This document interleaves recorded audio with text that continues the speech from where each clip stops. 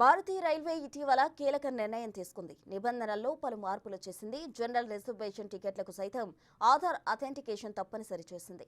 ఈ నిబంధన నేటి నుంచి అమలుకు రానుంది. మరిన్ని నిబంధనల ప్రకారం జనరల్ రిజర్వేషన్లు టికెట్లను బుక్ చేసుకునే సమయంలో ఆధార్ నెంబరు తప్పనిసరిగా ఎంటర్ చేయాల్సి ఉంటుంది. అయితే టికెట్లు ఓపెన్ అయిన 15 నిమిషాల వరకు మాత్రమే ఆధార్ నిబంధన వర్తిస్తుంది. రైల్వే టికెట్ల బుకింగ్ వ్యవస్థలో పారదర్శకత తీసుకురావడంతో పాటు మోసాలకు అడ్డుకట్ట వేసేందుకు రైల్వే బోర్డు ఈ కీలక నిర్ణయం తీసుకున్నట్టు తెలిపింది.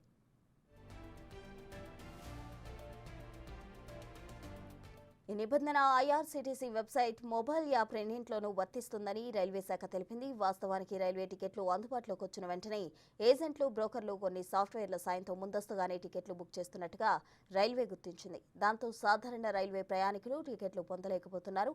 అయితే రైల్వే స్టేషన్ రిజర్వేషన్ కౌంటర్లో టికెట్ బుకింగ్ విషయంలో ఎలాంటి మార్పులు చేయలేదు. ఇందుకు అనుగుణంగా సాంకేతిక మార్పులు చేసుకోవాలని రైల్వే బోర్డు అన్ని రైల్వేలు centre for railway information system ఐఆర్సీటీసీని సర్కులర్ను పంపింది.